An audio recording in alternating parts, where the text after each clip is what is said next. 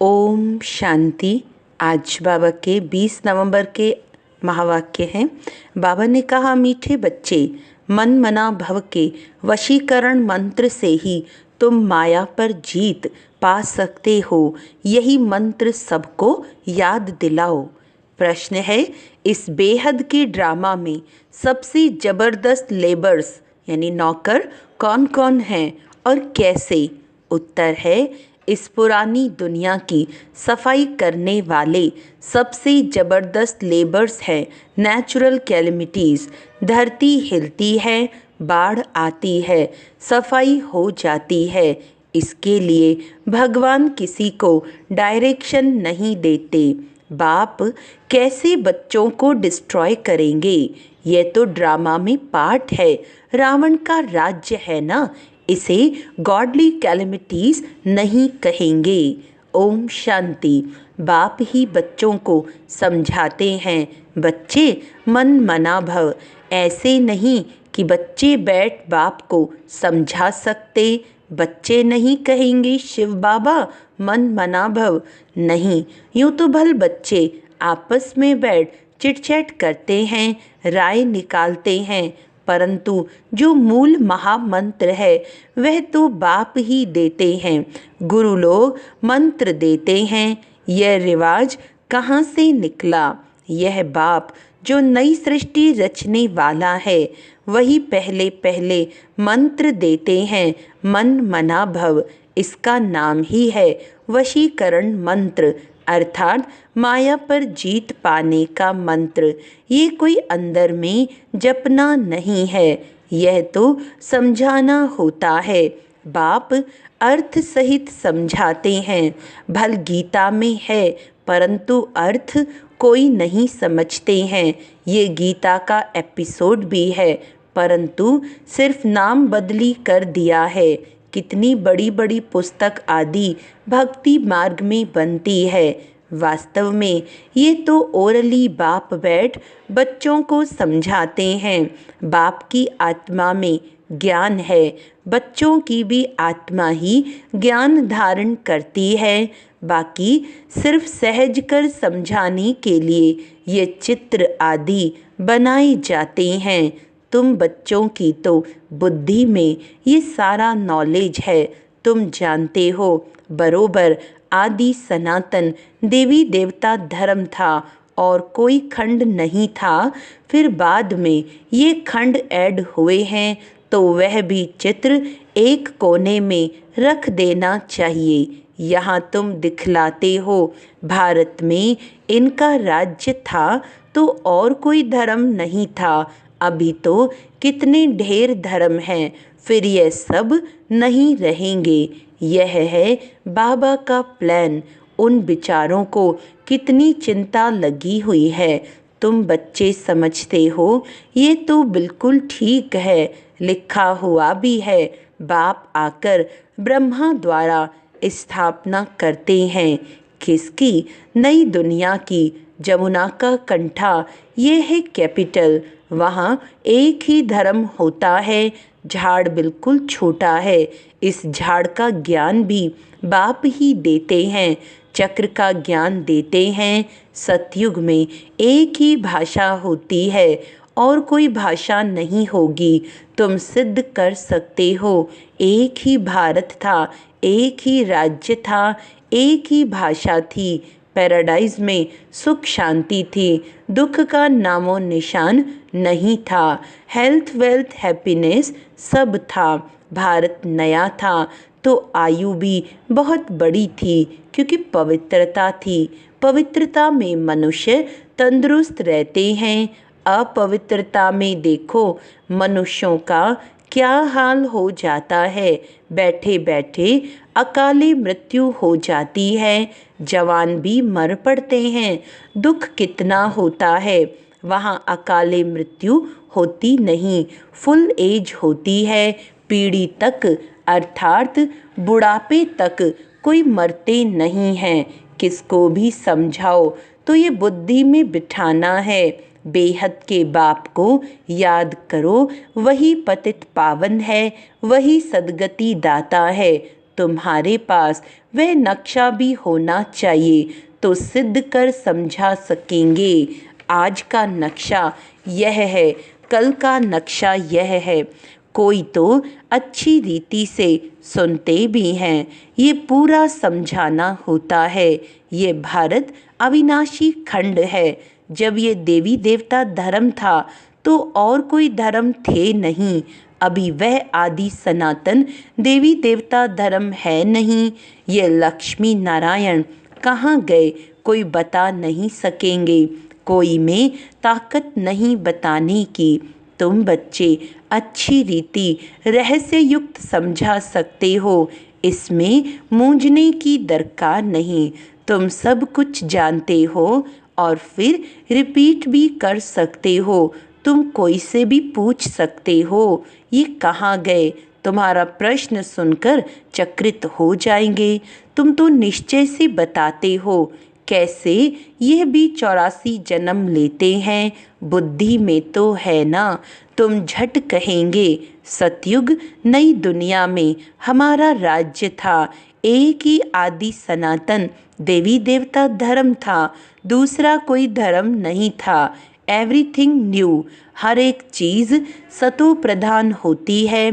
सोना भी कितना अथाह होता है, कितना सहज निकलता होगा, जो फिर ईंटें मकान आदि बनते होंगे।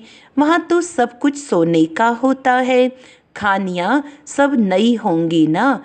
इमिटेशन तो निकालेंगे नहीं, जबकि रियल बहुत है। यहाँ रियल का नाम नहीं, इमिटेशन का कितना जोर है।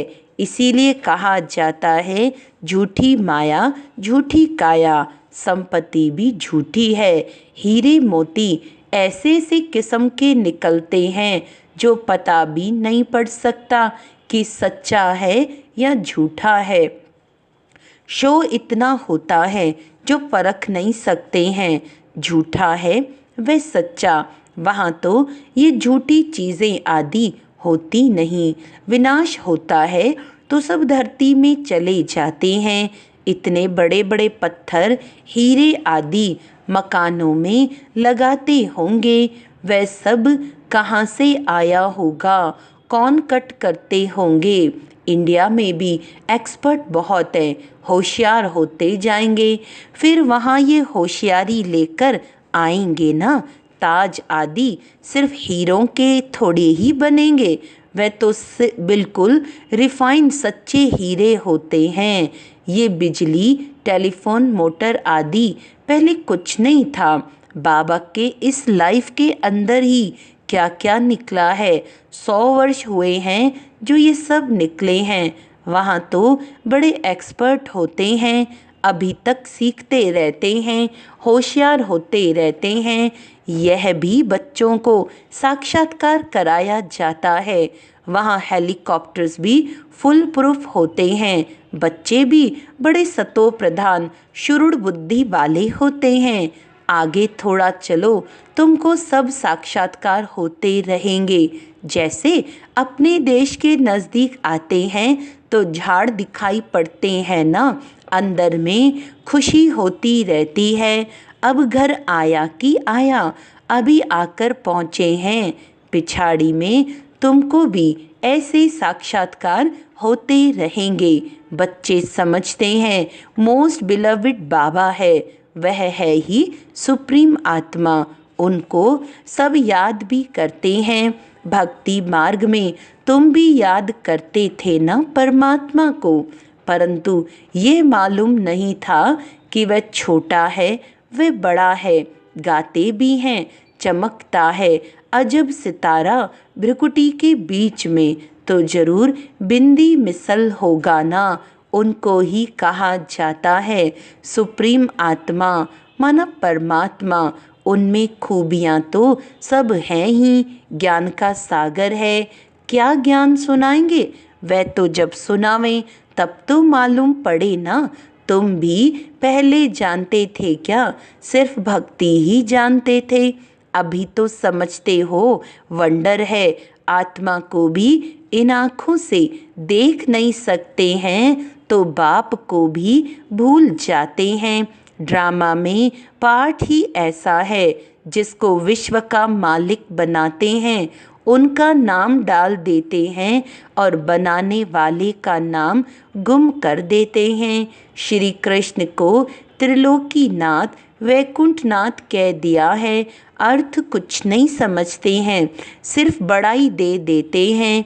भक्ति मार्ग में अनेक बातें बैठ बनाई हैं, कहते हैं भगवान में इतनी ताकत है, वह हजारों सूर्य से तेज है, सबको भस्म कर सकते हैं, ऐसी ऐसी बातें बना दी हैं। बाप कहते हैं मैं बच्चों को जलाऊंगा कैसे, ये तो हो नहीं सकता। बच्चों को बाप डिस्ट्रॉय करेंगे क्या? नहीं, ये तो ड्रामा में पार्ट है। पुरानी दुनिया ख़त्म होनी है। पुरानी दुनिया के विनाश के लिए ये नेचुरल कैलेमिटीज़ सब लेबर्स हैं। कितने ज़बरदस्त लेबर्स हैं। ऐसे नहीं कि उन्हों को बाप का डायरेक्शन है कि विनाश करो, नहीं, तूफान लगते हैं, फैमन होता है, भगवान कहते हैं क्या यह करो? कभी नहीं, ये तो ड्रामा में पार्ट है। बाप नहीं कहते हैं बॉम्ब्स बनाओ, ये सब रावण की मत कहेंगे, ये बना बनाया ड्रामा है। रावण का राज्य है तो आसुरी बुद्धि बन जाते हैं, कितने मरते हैं, आखिरी में सब जला देंगे। ये बना बनाया खेल है जो रिपीट होता है। बाकी ऐसे नहीं कि शंकर के आँख खोलने से विनाश हो जाता है। इनको गॉडली कैलेमिटीज़ भी नहीं कहेंगे, यह नेचुरल ही है। अब बाप तुम बच्चों को श्रीमत दे रहे हैं, कोई को दुख आदि देने की बात ही नहीं। बाप तो है ही सुख का रास्ता बताने वाला। ड्रामा प्लान अनुसार मकान पुराना होता ही जाएगा। बाप भी कहते हैं ये सारी पुरानी दुनिया हो गई है, ये खलास होनी चाहिए। आपस में लड़ते देखो कैसे हैं, आसुरी बुद्धि है ना। सब ईश्वरीय, जब ईश्वरीय बुद्धि है तो कोई भी मारने आदि की बात नहीं। बाप कहते हैं मैं तो सबका बाप हूँ, हमारा सब पर प्यार है। बाबा देखते यहाँ हैं, फिर अनन्य बच्चों तरफ ही नज़र जाती है जो बाप को बहुत प्रेम से याद करते हैं, सर्विस भी करते हैं। यहाँ बैठे बाप की नज़र सर्विसेबल बच्चों तरफ चली जाती है, कभी देहरादून, कभी मेरठ, कभी दिल्ली। जो बच्चे मुझे याद करते हैं मैं भी उन्हों को याद करता हूँ, जो मुझे नहीं भी याद करते हैं तो भी मैं सबको याद करता हूँ, क्योंकि मुझे तो सबको ले जाना है ना। हाँ, जो मेरे द्वारा सृष्टि चक्र की नॉलेज को समझते हैं नंबरवार, वह फिर ऊंच पद पाएंगे। ये बेहद की बातें हैं। वह टीचर आदि होते हैं हद के, ये है बेहद का। तो बच्चों के अंदर में कितनी खुशी होनी चाहिए। बाप कहते हैं सबका पाठ एक जैसा नहीं हो सकता है। इनका तो पाठ था, परंतु फॉलो करने वाले कोटों में कोई निकले। कहते हैं बाबा हम 7 दिन का बच्चा हूँ, 1 दिन का बच्चा हूँ तो पूंगरे ठहरे ना। तो बाप हर बात समझाते रहते हैं। नदी भी बरोबर पार कर आए थे। बाबा के आने से ही ज्ञान शुरू हुआ है। उनकी कितनी महिमा है। वह गीता के अध्याय तो तुमने जन्म जन्मांतर कितनी बार पढ़े होंगे, फर्क देखो कितना है। कहाँ श्री कृष्ण भगवानु वाच, कहाँ शिव परमात्मा वाच। रात दिन का फर्क है, तुम्हारी बुद्धि में है। अब है हम सचखंड में थे, सुख भी बहुत देखा, 3/4 सुख देखते हो। बाप ने ड्रामा सुख के लिए बनाया है, न कि दुख के लिए। ये तो बाद में तुमको दुख मिला है। लड़ाई तो इतनी जल्दी लग नहीं सकती। तुमको बहुत सुख मिलता है। आधा आधा हो तो भी इतना मजा न रहे। 3,500 वर्ष तो कोई लड़ाई नहीं, बीमारी आदि नहीं। यहाँ तो देखो बीमारी पिछाड़ी बीमारियाँ लगी हुई हैं। सतयुग में थोड़े ही ऐसे कीड़े आदि होंगे जो अनाज खा लेवें, इसीलिए उनका तो नाम ही है स्वर्ग। तो वर्ल्ड का नक्शा भी तुमको दिखाना चाहिए, तब समझ सकेंगे असल में भारत यह था और कोई धर्म था नहीं। फिर नंबरवार धर्म स्थापन करने वाले आते हैं। अभी तुम बच्चों को वर्ल्ड की हिस्ट्री ज्योग्राफी का मालूम है, तुम्हारे सिवाय बाकी सब तो कह देंगे नेति नेति, हम बाप को नहीं जानते हैं। कह देते हैं इनका कोई नाम रूप देश काल है नहीं। नाम रूप नहीं तो फिर देश भी नहीं हो सकता। कुछ भी समझते नहीं। अब बाप अपना यथार्थ परिचय तुम बच्चों को देते हैं। अच्छा, मीठे मीठे सिकिलदे बच्चों प्रति माता पिता बाप दादा का याद प्यार और गुड मॉर्निंग। रूहानी बाप की रूहानी बच्चों को नमस्ते। हम रूहानी बच्चों की रूहानी बाप दादा को याद प्यार गुड मॉर्निंग, नमस्ते नमस्ते नमस्ते जी। धारणा के लिए मुख्य सार है, सदा अपार खुशी में रहने के लिए बेहद का बाप जो बेहद की बातें सुनाते हैं उनका सिमरन करना है और बाप को फॉलो करते चलना है। सदा तंदुरुस्त रहने के लिए पवित्रता को अपनाना है। पवित्रता के आधार से हेल्थ, वेल्थ और हैप्पीनेस का वर्षा बाप से लेना है। वरदान है, सर्व प्राप्तियों को स्मृति में इमर्ज रख, सदा संपन्न रहने वाली संतुष्ट आत्मा भव। संगम युग पर बाप दादा द्वारा जो भी प्राप्तियां हुई हैं उनकी स्मृति इमर्ज रूप में रहे तो प्राप्तियों की खुशी कभी नीचे हलचल में नहीं लाएगी, सदा अचल रहेंगे। संपन्नता अचल बनाती है, हलचल से छुड़ा देती है। जो सर्व प्राप्तियों से संपन्न हैं वे सदा राजी, सदा संतुष्ट रहते हैं। संतुष्टता सबसे बड़ा खजाना है। जिसके पास संतुष्टता है उसके पास सब कुछ है। वह यही गीत गाते रहते कि पाना था वो पा लिया। स्लोगन है, मोहब्बत के झूले में बैठ जाओ तो मेहनत आपे ही छूट जाएगी।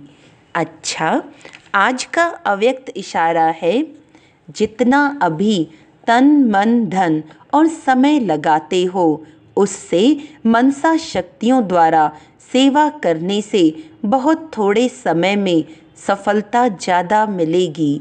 अभी जो अपने प्रति कभी कभी मेहनत करनी पड़ती है, अपनी नेचर को परिवर्तन करने की, व संगठन में चलने की, व सेवा में सफलता कभी कम देख दिल शिकस्त होने की, यह सब समाप्त हो जाएंगी। अच्छा, ओम शांति।